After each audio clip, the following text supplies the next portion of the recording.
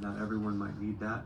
So we're finding out what's happening to the machine deep in the cells, and like we're just tweaking it, and we're finding, wow, this person does not do good on fasting, or this person needs more protein, or this person might even need a little bit more carbs just because the system is showing a lack of a certain thing. So there's going to be more data on this, but the point is that what I would do if I were you is I would just eat more frequently and then make sure you're getting protein, because you know, you have two things. You have the cravings. If you have cravings on keto, then we know your carbs are too high. But if you're hungry on keto, that's different. Probably more nutrient dense foods, more protein, and then you might not do well in fasting. So that's two different problems. All right.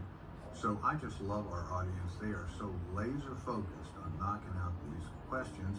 And I personally appreciate Dr. Berg's questions and the neat answers that come out of the audience. And the question, second one, asked, lack of which one vitamin can prevent you from getting a deep and restorative sleep? And 72% of our respondents say it's magnesium or magnesium glycinate.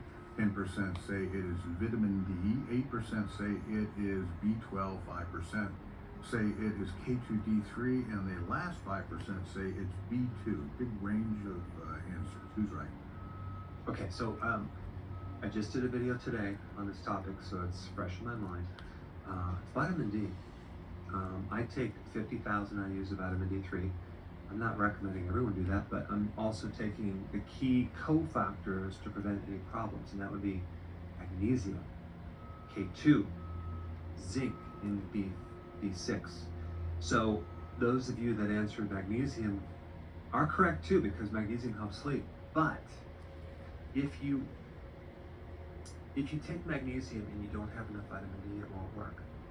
If you take vitamin D and you don't have enough magnesium, it won't work. So those two really are important to work together for your sleep.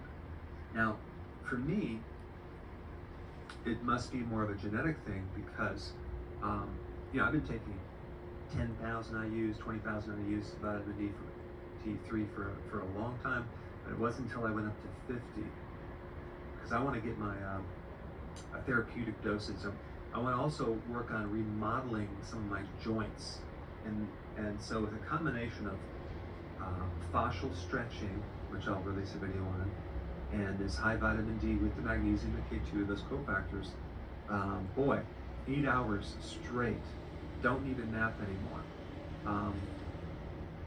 Interesting how much more energy, how less soreness, more flexibility. It's fascinating, because for years I would get up at 4, and so I'd be just short a little bit of sleep and I'd have to take a nap, and I'd cope with that. But you know what, I said, now I'm getting up at 6, so get that 8 hours straight. Boy, that's, talk about you know, what happens when you sleep is you repair. You can't repair if you don't sleep.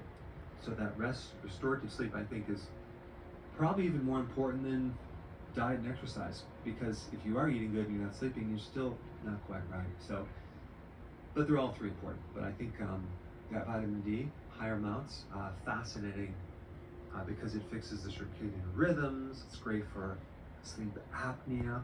It's also good for restless leg syndrome, because it also helps the magnesium.